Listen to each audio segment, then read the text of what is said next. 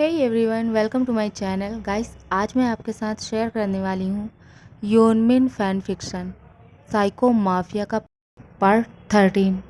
तो चलिए स्टोरी को स्टार्ट करते हैं। डॉक्टर उसे मेडिसिन देकर उसे सोने के लिए कहकर उस रूम से निकल जाता है। वो वापस अपने कैबिन में आता है। वो देखता है जिमिन अभी भी उसका वेट कर रहा है। डॉक्टर अपनी चेयर पर आकर वापस बैठ जाता है और उससे कहता है, मैं आपसे कुछ इम्पोर्टेंट बात करना चाहता था। मुझे आपको पेशेंट के बारे में कुछ बताना है। डॉक्टर, तुम क्या कहना चाहते हो? क्या तुम साफ साफ बोलोगे? वो ठीक तो है ना? उसे कोई प्रॉब्लम तो नहीं है ना? मैंने तुमसे पहले ही कहा था, अगर उसे कुछ हुआ तो मैं तुम्हें।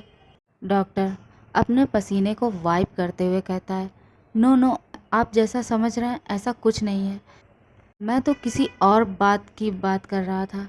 जिमिन चुपचाप उसकी बात सुनने लगता है। डॉक्टर कहता है, मैं आपसे जो भी पूछना चाहता हूँ बस आप किसी भी क्वेश्चन के बगैर उसका आंसर दे दीजिएगा, ओके? जिमिन कहता है, आई थिंक तुम्हें मेरी बात समझ नहीं आई।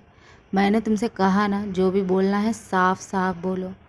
तुम क्या जानना चाहते हो? तुम पूछो। डॉक्टर हिचकिचाते हुए कहता है, आप पेशेंट के क्या लगते हो और उसे कब से जानते हो?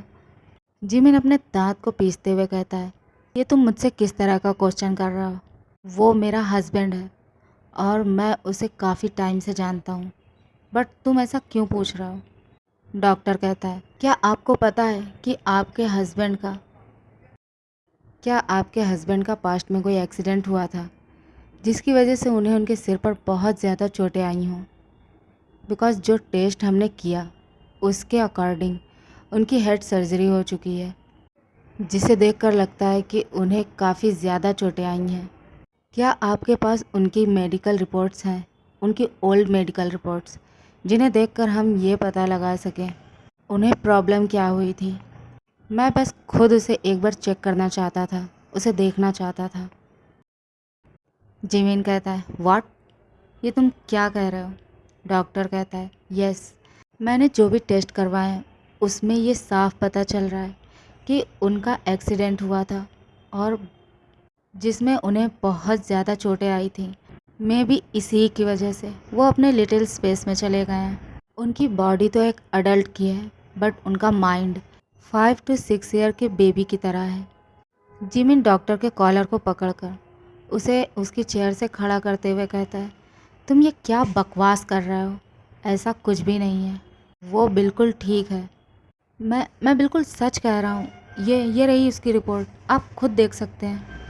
जिमिन डॉक्टर को पीछे की तरफ पुश करता है, जिससे डॉक्टर वापस अपनी चेयर पर बैठ जाता है। वो खुद को संभालते हुए जिमिन को वो रिपोर्ट देता है और उससे कहता है, आप इसे चेक कर सकते हैं। इस रिपोर्ट में क्लियरली लिखा है, इस रिपोर्ट में उनकी हेड इंजरी के बारे में बिल्कुल क्लियरली लिखा है।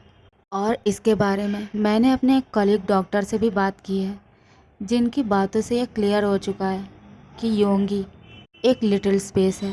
एंड कोइंसिडेंटली ये वही डॉक्टर हैं जो अब तक योंगी का ट्रीटमेंट कर रहे थे, जिनके पास पिछले काफ़ी टाइम से योंगी का ट्रीटमेंट चल रहा है और जिससे योंगी काफ़ी हद तक रिकवर भी हो चुका है। और यही रीज़न था मैंने आपसे पूछा कि आप उसे कब से जानते हैं। जिमिन उन रिपोर्ट्स को देखकर और डॉक्टर की बात सुनने के बाद डॉक्टर से कहता है, आई डोंट बिलीव कि ऐसा हो सकता है। वो एक लिटिल स्पेस नहीं हो सकता, मैं इसे नहीं मानता। डॉक्टर कहता है, बट आपके मानने या ना मानने से कुछ नहीं होगा, रियलिटी नहीं बदलने वाली। वो एक लिटिल स्पेस ही है और आपने एक 6 ईयर के बेबी के साथ जो किया उसे वो झेल नहीं पाया और इसीलिए उसकी ये कंडीशन है। उसे फीवर आया और उसे ये सब झेलना पड़ा। वो उन सब चीज़ों को हैंडल नहीं कर पाया और इसीलिए वो कल रात सेंसलेस हो गया था और आज उसे फीवर आ गया। जिमिन गुस्से में डॉक्टर के कैबिन से निकल जाता है। उसका असिस्टेंट उसे इतने ज़्यादा गुस्से में देखकर कहता है, बॉस सब कुछ ठीक तो है ना? क्या हुआ? डॉक्टर ने क्या कहा? यंग मास्टर ठीक तो है ना? जिमिन उससे कहता है। जिमिन उसकी कोई भी बात का आंसर किए बगैर वहाँ से चला जाता है। जिमिन कार फास्टली ड्राइव करके अपने मेंशन आ जाता है और वो सीधा अपने रूम में जाता है। रूम में पहुंचते ही वो सीधा शावर के लिए चला जाता है। 1 आवर तक कोल्ड वाटर के नीचे खड़े रहने के बाद वो वॉशरूम से बाहर आता है। उसे बहुत ज़्यादा गुस्सा आ रहा था। वो अपने रूम की सारी चीज़ों को तोड़ने लगता है। उसे बहुत ज़्यादा गुस्सा आ रहा था। वो अपने रूम की सारी चीज़ों को तोड़ने लगता है।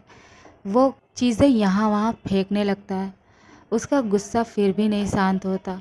अब वो वॉल पर पंच करने लगता है। उसके हाथ से बहुत ज़्यादा ब्लीडिंग हो रही थी। वो फिर भी नहीं रुकता। तभी उसका असिस्टेंट रूम में आकर उसे रोकने की ट्राई करता है। जिमिन उसे भी पीछे की तरफ पुश कर देता है और उससे कहता है, चले जाओ यहाँ से, मुझे किसी से बात नहीं करनी। और तुम यहाँ क्या कर रहे हो? मैंने तुम्हें उसका ख्याल रखने के लिए बोला था ना, उसकी केयर करने के लिए बोला था, तो तुम यहाँ क्यों आए? असिस्टेंट कहता है, बॉस, मैं आपको अकेला नहीं छोड़ सकता और आप अभी जिस कंडीशन में हैं, इस कंडीशन में तो बिल्कुल भी नहीं। वो उसे फोर्सफुली वॉल पर पंच करने से रोकता है। वो उससे कहता है, बॉस, आप ऐसा क्यों कर रहे हैं? आपको क्या हुआ है? आपको इतना ज़्यादा गुस्सा क्यों आ रहा है? जेमिन कहता है, क्या तुम नहीं जानते? तुम मुझे बताओ, तुमने मुझसे ये बात क्यों छुपाई? असिस्टेंट कहता है, बात छुपाई? बट क्या? जिमिन कहता है, तुमने मुझसे उसके लिटिल स्पेस होने की बात क्यों छुपाई? असिस्टेंट कहता है, व्हाट? आप ये क्या कह रहे हैं? मैंने आपसे कुछ भी नहीं छुपाया। मैं आपसे कुछ हाइड करने की सोच भी नहीं सकता। जिमिन उसकी तरफ अपनी कोल्ड आइज से देखते हुए कहता है, वो तुम ही हो ना जिससे मैंने उसकी सारी इन्फॉर्मेशन निकालने के लिए बोला था, और तुमने ही उसके बारे में मुझे इन्फॉर्मेशन ला कर दी थी, है ना? फिर तुम्हें कैसे नहीं पता कि वो एक लिटिल स्पेस है? असिस्टेंट उसकी तरफ अपनी वाइड एंड आइज से देखने लगता है और जिमिन से हकलाते हुए कहता है, बॉस, मैंने ऐसा कुछ भी नहीं किया। मैं बस। जिमिन कहता है, इसका मतलब तुम जानते थे कि वो एक लिटिल स्पेस है, फिर भी तुमने मुझसे कुछ भी नहीं बताया, मुझसे सब कुछ हाइड किया और इस तरह से रिएक्ट किया कि वो नॉर्मल है। मैंने उसके साथ जो भी किया तुम्हें सब कुछ पता था, उसके बाद भी तुमने मेरी उसको लेकर क्या इंटेंशन है तुम सब जानते थे, और फिर भी तुमने मुझे उसके बारे में कुछ क्यों नहीं बताया? और ये कह के वो उसके कॉलर को पकड़ लेता है। असिस्टेंट कहता है, I am sorry boss, but मैं ऐसा नहीं करना चाहता था। हाँ, मैंने आपसे जानबूझकर ये बात हाइड की। मैं नहीं चाहता था कि आपको ये पता चले। मैं चाहता था कि आप उसके साथ रहें। आप मेरे बॉस हैं और आपके लिए मैं कुछ भी कर सकता हूँ। आई नो, मैं जानता था कि वो एक लिटिल स्पेस है, बट उसका ट्रीटमेंट चल रहा था और मुझे लगा वो ठीक हो जाएगा। और आप उसे लेकर जिस तरह से ऑब्सेस्ड हो रहे थे, मुझे लगा आपसे ये बात हाइड करना ही ठीक होगा। जिमिन उसे एक ज़ोर का पंच करते हुए कहता है, तुम होते कौन हो ये सब डिसाइड करने वाले? हाँ, तुमने मुझसे ये क्यों हाइड किया? तुम जानते हो आज वो मेरी वजह से किस कंडीशन में है। आई एम सॉरी बॉस, मैं जानता था कि वो एक लिटिल स्पेस है, और हाँ, मुझे ये बात आपसे नहीं हाइड करनी चाहिए थी, नहीं छुपानी चाहिए थी, बट मुझे लगा वो ठीक हो जाएगा और आप उसे बहुत ज़्यादा पसंद करते हो। जिमिन असिस्टेंट की बात को पूरी सुने बिना ही उसे पीछे की तरफ पुश करके वहाँ से जाने लगता है। असिस्टेंट खुद को संभालते हुए उसके पीछे जाने लगता है। जिमिन मेंशन से बाहर जाने के लिए जैसे ही कार का डोर ओपन करता है, असिस्टेंट उसके पास आकर कहता है, I am sorry sir, but मैं। जिमिन अपनी कोल्ड आई से उसकी तरफ देखता है और उससे अपनी कोल्ड टोन में कहता है, मुझे तुम्हारी कोई बकवास नहीं सुननी। आज मैंने उसके साथ जो कुछ भी किया है वो सब तुम्हारी वजह से है। असिस्टेंट नीचे की तरफ देखने लगता है और वो चुप हो जाता है। जिमिन कार में बैठकर उसे स्टार्ट कर कहीं जाने लगता है। असिस्टेंट कहता है, बॉस, आप कहाँ जा रहे हो? रुको, मैं भी आपके साथ चलता हूँ। जिमिन कहता है, मुझे फॉलो मत करना। अगर तुमने मुझे फॉलो किया तो तुम सोच भी नहीं सकते मैं तुम्हारे साथ क्या करूँगा। मुझे फॉलो करने की गलती से भी मत करना। Otherwise I will kill you. मैं तुम्हें जिंदा नहीं छोड़ूंगा, सुना तुमने? और ये कह के वो वहाँ से जाने लगता है। जिमिन अब हॉस्पिटल पहुंचकर योंगी के रूम के डोर को ओपन करता है और स्लोली उसके रूम के अंदर जाता है। वो उस रूम में पड़े काउच पर बैठ जाता है और चुपचाप योंगी की तरफ देखने लगता है।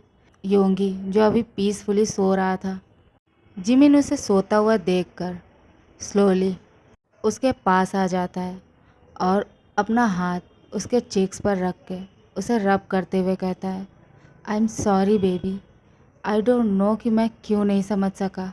मैंने क्यों नहीं समझा कि तुम किस कंडीशन में हो। मैं क्यों नहीं समझ पाया कि तुम्हारी मेंटल हेल्थ अभी नॉर्मल लोगों की तरह नहीं है। मैं क्यों नहीं समझ सका कि मुझे तुम्हें हर्ट नहीं करना चाहिए। मैं तो तुमसे प्यार करता हूँ ना, बट मैंने तुम्हें हर्ट कैसे कर दिया। I am sorry baby, I am so sorry. Please मुझे माफ़ कर दो, प्लीज़ फॉरगिव योर डैडी। मैं प्रॉमिस करता हूँ आज के बाद मैं तुम्हें कभी हर्ट नहीं करूँगा, कभी तुम्हें कोई चोट नहीं पहुँचाऊँगा। मैं अब कभी तुम्हारी आंखों में आंसू नहीं आने दूँगा। बट प्लीज़ बेबी, इस बार तुम मुझे माफ़ कर दो। I am sorry. जिमिन को अपने चेक पर कुछ वेट सा फील होता है। वो उसे हाथ लगाकर चेक करता है। वो देखता है उसकी आईज से आंसू ड्रॉप हो रहे थे। आई प्रॉमिस बेबी, आज के बाद मैं तुम्हें कभी हर्ट नहीं करूँगा एंड ऑलवेज़ मैं तुम्हें प्रोटेक्ट करूँगा। देखो मेरी आइज़ में भी आंसू हैं, सिर्फ तुम्हारे लिए। जिमिन अपने लिप्स पर फोर्सफुली स्माइल लाते हुए कहता है, देखो अब तुम्हारे लिए मेरी आइज़ में भी आंसू आ गए हैं। मैं तुम्हारे लिए रो रहा हूँ। पार्क जिमिन तुम्हारे लिए रो रहा है, जो कभी किसी चीज़ के लिए नहीं रोया। उसकी आंखों में आंसू हैं सिर्फ तुम्हारे लिए। जिमिन अब वापस जाकर चुपचाप काउच पर बैठ जाता है और वो बार बार योंगी को देख रहा था और अपने मन में खुद को कर्ज कर रहा था कि वो ऐसा कैसे कर सकता है।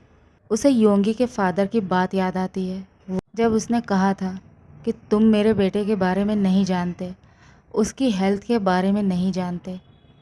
काश मैंने उस वक्त उनसे उस बारे में पूछ लिया होता या उन्होंने मुझे कुछ बता दिया होता तो आज आज ये इस कंडीशन में ना होता।